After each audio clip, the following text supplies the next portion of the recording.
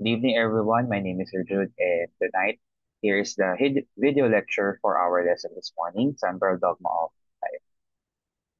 So, at this point, I'm gonna assume na you already mastered or at least familiarize yourself with the structural differences between DNA and RNA in terms of their 5-carbon sugar, nitrogen bases, and yeah, because para sa man silang may phosphate group, no?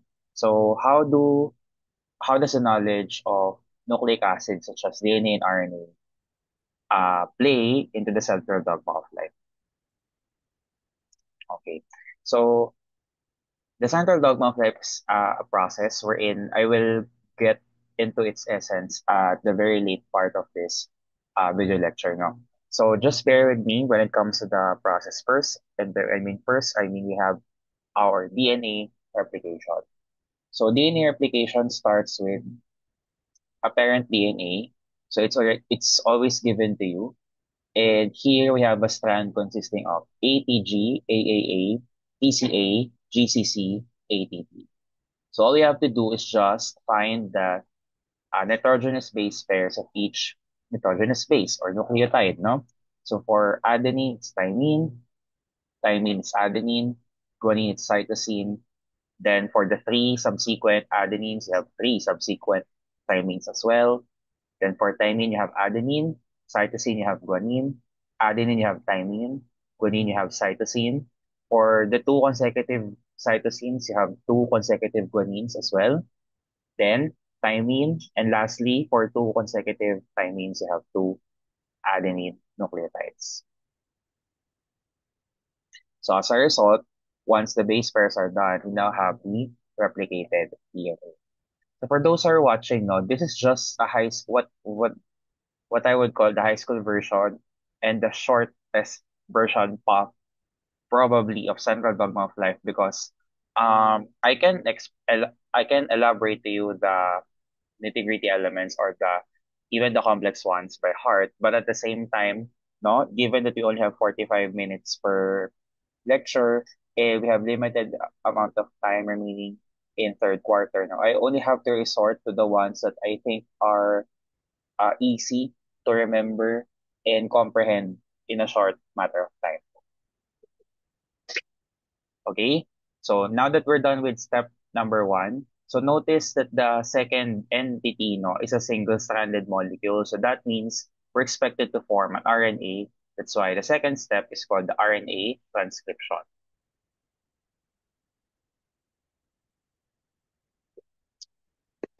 So just like what we did in DNA replication a while ago, for RNA transcription, all you have to do is just find the nucleotide base pairs of each nucleotide or nitrogenous base. No?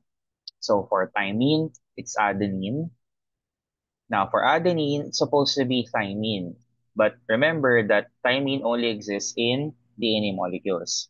Instead, thymine is now replaced by uracil. So the new partner of adenine in RNA molecules is uracil. So for cytosine, it's guanine. For three consecutive thymines, you have three consecutive adenines as well. Then for adenine, you have uracil, guanine, cytosine, thymine, adenine, cytosine, guanine. Um, two consecutive guanines, you have two consecutive cytosines. Then for thymine, you have adenine. And for the last two adenines, you have last two uracils as well.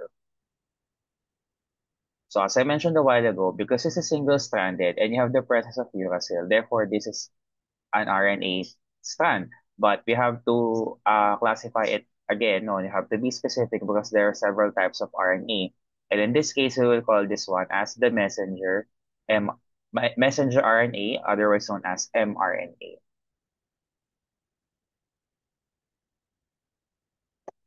Okay. So what does the messenger RNA or mRNA do? It brings us or delivers us what we call the codons or sequence of three nucleotides. So how do we determine the nucleotides belonging to one codon? So first, the first three nucleotides have AUG that corresponds to one codon. Then the next three have triple A, that's the second codon. Then UCA, that's the third codon. GCC, that's the fourth codon. And lastly, for this example, specifically have AUU as our fifth and final codon. And just like that, RNA transcription, second step is done. So two down, only one final step to go. Okay. So for the final step now, we can't quite determine if it's um, a DNA or an RNA first because it's complicated. It doesn't resemble what DNA and RNA looks like. But let's label first what the third step means, and that's protein translation. In protein translation, no, the main what do you call this? The primary molecules that or entities that play a big role, an active role rather, is what we call the transfer or tRNA. Okay, and the tRNAs carry something above and below it. Let's first talk about the the molecules that the transfer RNAs carry above it. And we need a table, what we call the codon chart. So the codon chart is a table that predicts the subsequent amino acids shouldered by the arriving tRNAs. So here it is.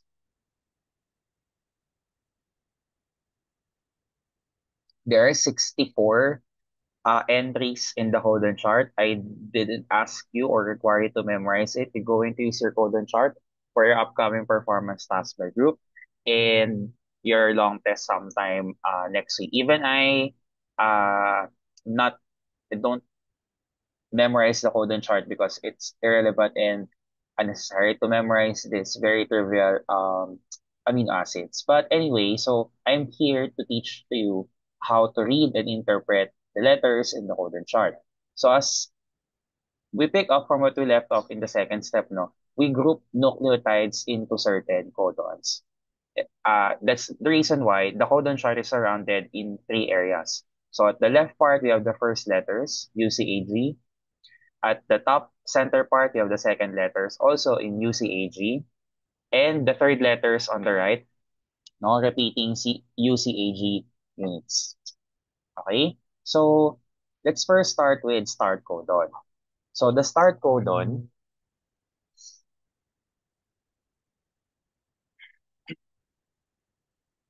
okay, the start codon is located here, and the amino acid corresponding to it is methionine. So, our goal for the start codon is to find out uh, what are the three letters composing a start codon. So the first letter is you have to look at the left, that's letter A. Then on top, that's letter U. Then to the right, that's letter G. Okay? So that means our start codon is AUG, no? And our first amino acid is methionine. Okay? Now, for the stop codons, no? You have one stop start and three stop codons here, no? So here you have stop number one, stop number two, and stop number three. So for stop number one, let me use a different color of ink para mas madaling makita. Ayan. So for stop number one, our first letter is U, second letter is A, third letter is letter A. Okay. For stop number two, our first letter is once again letter U. Our second letter is once again letter A. And this time, our final letter is letter G. Okay? And finally, for the third stop codon, that means a purple ink, no? So, once again, the first letter is letter U. Second letter, this time, is letter G. And the final letter is letter A. So, if the start codon is AUG, then therefore, the stop codons are UAA, UAG, and UGA.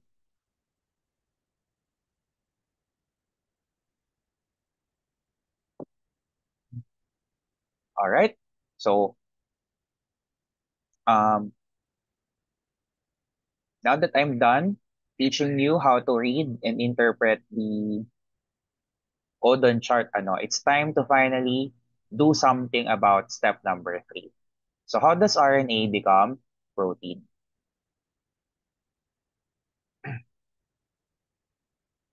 Ayan.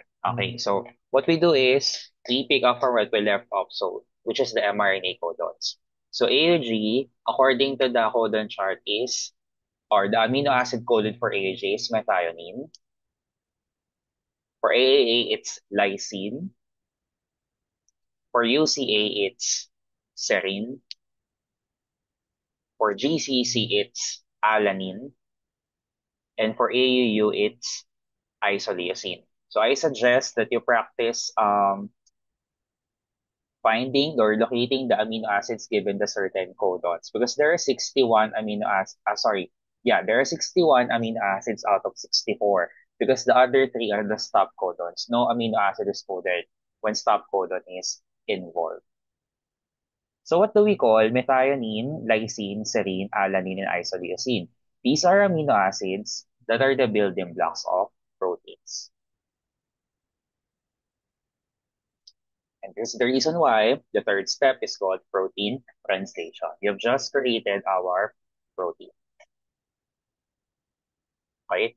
So you might be wondering, no, sir, how is it this lesson is super random? That it's like we know that it's related to the reproductive system, the sex, to menstrual cycle and calendar method in the way that we know how a child is conceived, no? But at the same time, how is it all of these processes is useful or essential to us. Okay, so let me just open another document so that my PowerPoint slide will be side by side with it.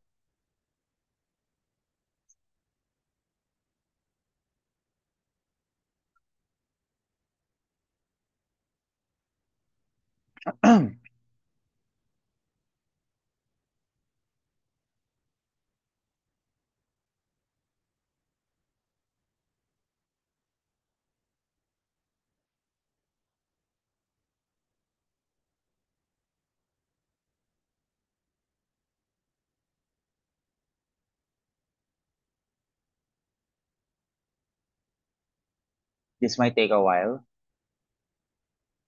Dali lang po.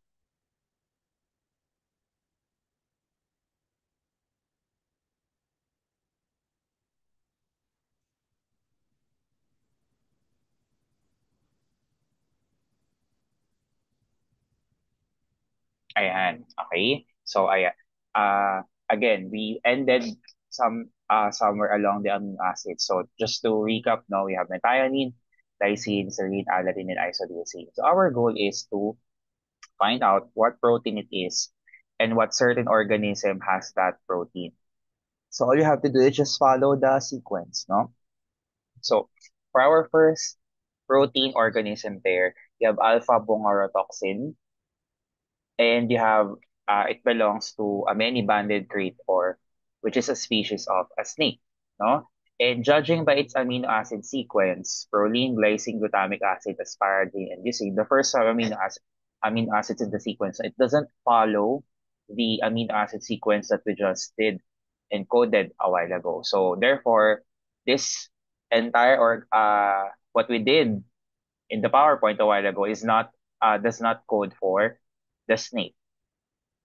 Okay, let's have another organism. Ayan.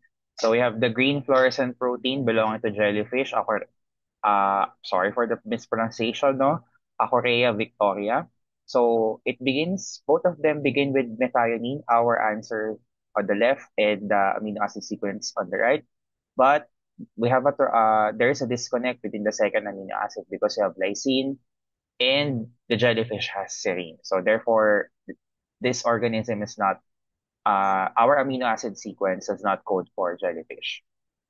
Okay, third, myosin 1 from humans. Both of them begin with methionine, but at the same time, they have the disconnect on the second amino acid. So It's not the protein organism pair we're looking for. Number four, mucin 1 under humans again. Sa first amino acid pa lang sablay na. Ah, proline kasi yung una sa mucin 1 pero nakuha natin kanina is methionine.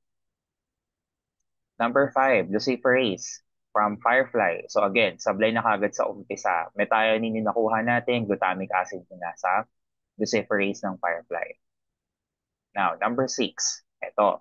Antifreeze protein type 3 prevents organisms like the Atlantic wolffish from freezing in the icy water they live in.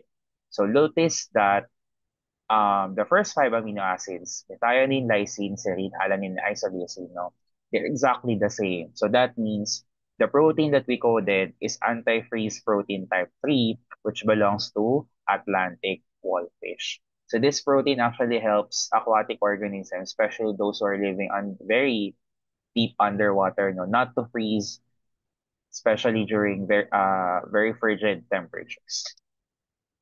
So this is the essence of central dogma of life, no? What's fascinating to me is the fact that these are random nucleotides being processed, no? And you can imagine how some organisms are similar to each other, how some people are identical to each other, and why some organisms are also different or have different biological makeup from each other. So in short, no, living organisms are such complex individuals, not only personally but also biologically. Okay? So at this point, tawag dito, i-close ko na po yung document ng function finders protein profiles. Babalik na tayo dun sa PowerPoint.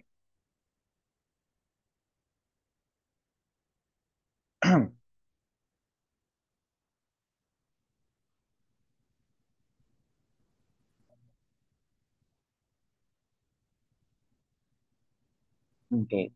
So we're not yet technically now that we have the protein, no? So we'll already achieve our goal, but we're not yet done because you still have the missing circles below under the transfer RNA or the tRNA. So all we have to do is we look at the codons, AUG, and find its base pairs, no? Both of them are RNA, so therefore dapat masusunod yung ating GCAO pairing, walang timing. So AUG, no? We have UAC, AAA, you have UUU, UCA, you have AGU, GCC, you have CGG, and finally, at last, TAA, you have, sorry, AUU, you have UAA. So if the messenger RNA carries the codons, the transfer RNA carries not only the amino acids but also what we call the anticodons, the complementary codon sequence.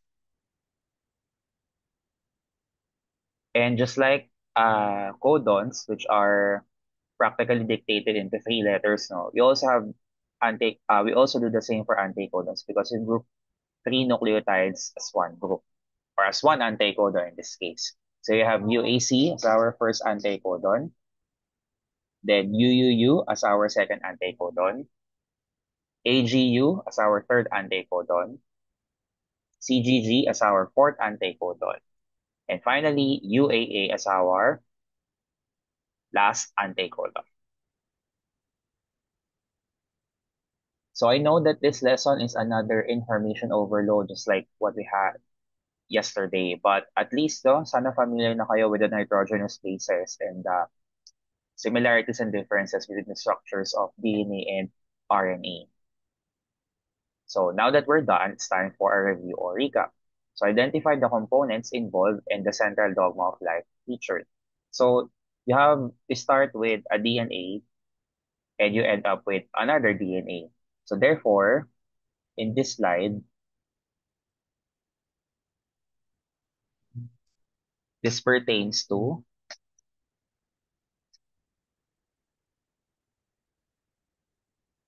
a while lang po.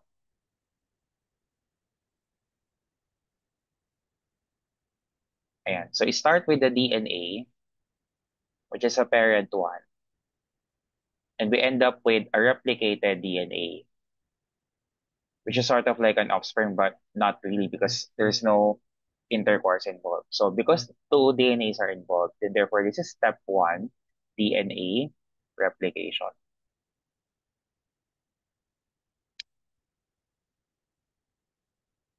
Okay, next. Let me just erase my writings.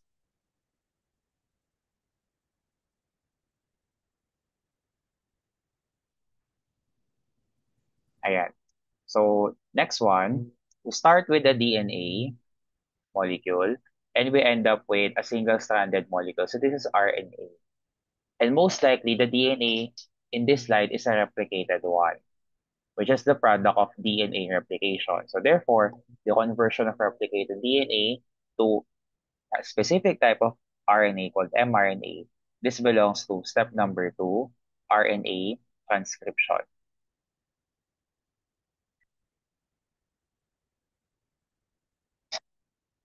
All right, last step.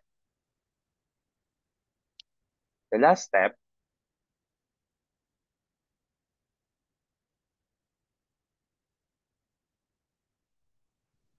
we start with mRNA and we end up with a series of amino acids. No? So this is an amino acid sequence which tantamounts to a protein unit. So obviously this is the third and final step called protein translation.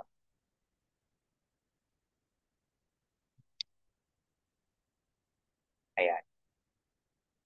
Now, to avoid some confusion and to clarify some things about the three steps involving the central dogma of life, ano? So in the next step of the recap, state DR if the event occurs in DNA replication, RT if RNA transcription, and PT if protein translation. So number one, where codons are produced, this is RT. Then where anticodons are produced, this is PT. mRNA is converted to protein. This is an offshoot of protein translation. The replicated DNA is converted to an mRNA. So the final product is mRNA. This is RT.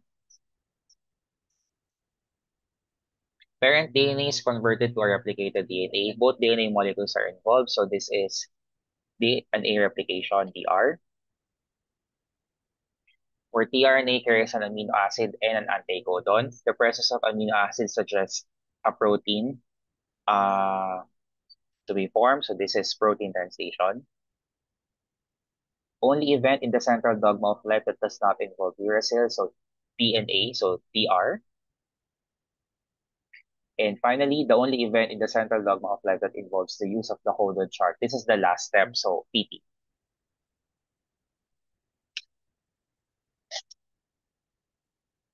Right.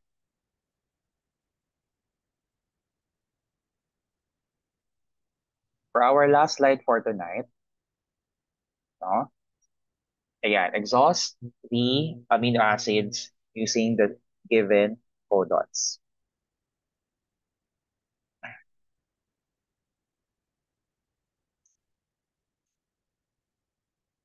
Okay, so let's start with UUC.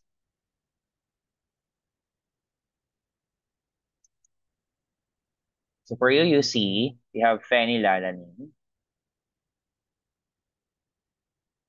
I'm sorry kung hindi ko mailagay ito side by side with codon chart because the codon chart is too big, no? Para isama ko dito. But anyway, let's kindly practice using your codon charts. ACG, you have threonine. UAC, you have tyrosine.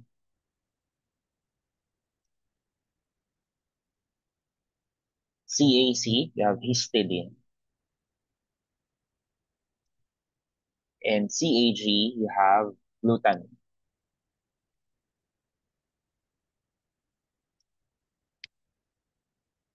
Okay? Last part of this video lecture, exhaust the possible codons of amino acids. In the codon chart, proline appeared not once, not twice, not thrice, but four times. So what are the four codons coding for proline? So here are the possible answers. So we have CCU, CCC, CCA, and finally CCG. The first letter we always look at the left, second letter on top, center, and then third letter at the right. Okay? And finally, for tryptophan only appeared once in the codon chart, just like our start codon methionine, no? Therefore, there's only one codon coding for tryptophan, and that's none other than UGG. All right? So that's it for the central dogma of life, no? Once again, I know that this is a very hard topic to absorb and digest in a single day, within 45 minutes. So, huwag kayong mag-alala. In preparation for your group performance task tomorrow, no? We will practice the three steps in the central dogma of life given this parent DNA: ATG, CCC, AGT, GTA, CAG, TCA, and GGG. I will always start answering by myself muna, no? Para mas ma-freshen up kayo bukas. But till then, this is Sir Jude. Goodbye and good night.